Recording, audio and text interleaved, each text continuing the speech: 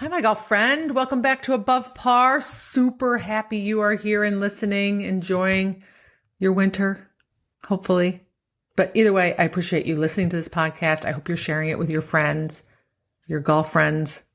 I hope you're implementing what you're learning in this podcast too in your day-to-day life. Because today I want to talk about what a strong mental game takes, what it requires of you. Because often people will downplay the importance of the mental part of golf. It's the mental part of anything, right? But the mental part of golf, it just shows up so much more for us because golf just exposes our ability to do it, right? Or not do it. But often people think, I'm really good at my job. I handle stress well. Might be a trial attorney and I'm really successful. That's super stressful. I'll figure it out. I'll be able to handle it.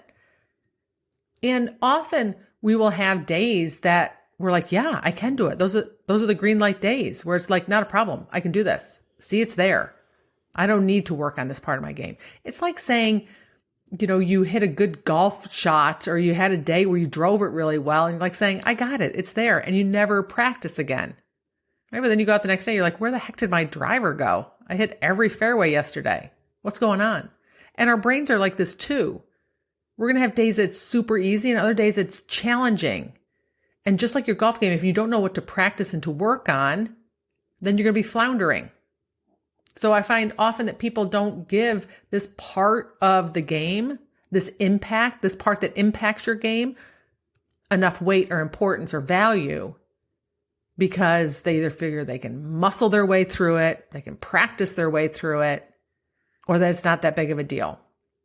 So what happens is they might get a tidbit from this podcast or an episode or listen to somebody else and they'll put it to work once and they think they got it and they're done until it shows up and they're like, wait a minute, what happened? Why do I feel like a mental basket case today when yesterday I felt so strong and assured and confident? This is part of being human. The thing that's most challenging is that we are working against our own brain. We are actually working against the negative bias that our brain has. It's looking for ways to protect us and looking out for things that can create emotional or social pain for us. So if we're not onto it and we just kind of lay down and don't do anything, it wins. So I want to go through 7 traits that having a strong mental game on or off the golf course, which means you're creating more of your results on purpose, how you feel on purpose, versus being at the effect of life in golf. And if you're deciding, yes, this is what I want, I don't want to be at the effect of my golf game. I don't want to be at the effect of people in my life. I want to be in charge and in control. I want to be the one driving the bus. Then this is what it requires. It requires first is awareness or curiosity. You got to be curious. You got to be, I wonder why that happened and what I was thinking and what I was feeling there. You've got to take the time and be aware. You can't change something that you don't know is there. I don't know if that was a double negative, right? But if you don't know it's there, you can't change it. You got to be aware. So many people have blinders on. They're like, I don't want to look at it. I don't want to know what I think. I had a client tell me that, a college girl tell me, she goes, I don't want to know what I think. It's so interesting to me. Like, how do you want to not want to pay attention to what you're thinking? Because your thoughts are affecting everything that you do, whether you hear them and pay attention to them or not. Right? So you want to have a level of awareness and curiosity about what's happening, how your thoughts and your emotions are impacting your golf game and when they show up. That's the first thing you need to have. Then it requires a little vulnerability, right? Because it requires dealing with emotions. It requires being honest with yourself, not necessarily with me or anybody else, but you have to be honest with yourself on really what you're thinking and believing. You have to be okay with not being perfect, with being human, with being flawed, with needing work. We all need work. We're a continuous process in that. If we want to keep leveling up, if we want to keep improving, if we want to keep having a better human experience, then there's always things that we can work on. So it requires some vulnerability on your part. It requires consistency, which is what I alluded to before, is that it's not one and done. It doesn't matter that you're not playing golf right now if you're up in the north or you're in inclement weather. It doesn't matter. Your brain is still working. There's still things that you can be consistent about. There's still ways that you can direct your results and your thoughts and your emotions. And the more consistent you are, what happens is the faster it happens, which is the whole point when you're on the golf course, because we only have minutes or seconds before we have to hit our next shot. So you have to be willing to be consistent at it. And what does that mean? Every day is ideal. Why not? You wake up every day and put your brain to work. Set an intention for your brain and start being aware every single day. Make it a habit, which requires the fourth thing, which is dedication. You have to want to do this. You have to be dedicated to it. And I think one of the ways that people get dedicated to working on the mental part of your game, which was me, is I saw the downside of not working on it. I saw the effect on my life and my results and how I felt by not working on it. And I don't want to go there again. I don't want to do it again. I have moments where, of course, I feel crappy because that's part of the human experience. I stay there less long. That was bad English again. I don't stay there as long. I'm much more aware of it. I allow myself to be human and have my bad moments, but I don't start going down this whole rabbit hole or creating a whole bunch of negative momentum. And the more consistent you are, the more you learn about yourself and who you are, who you really are and what you really want, right? And how you really excel and what you're good at. It's by being consistent. It's about being dedicated.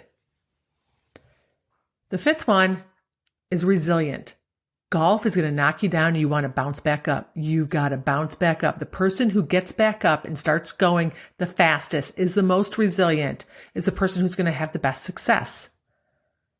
You're going to have crappy days. You're going to have crappy mental days. You're going to have crappy emotional days, golf days, life days. It requires you to be resilient, which then goes to the next trait that's worth having is grace. The more grace you can have for yourself, the more you can allow yourself to not be perfect and not judge yourself and to make mistakes and to have your own back, the stronger of a mental game you're going to have. The more you judge yourself and beat yourself up, it's counterintuitive. You're working against yourself. You're working against your confidence. Building that strong mental component of your golf game requires you to have some grace with yourself. And the last thing that I encourage you to have is a coach or a friend or help or a community. It's very hard to manage your brain on your own. It's hard to read the label from inside a bottle. So it's helpful to talk to somebody about it, to share, to bounce your thoughts off of somebody. It helps for them to hear your story because you can't hear your own story.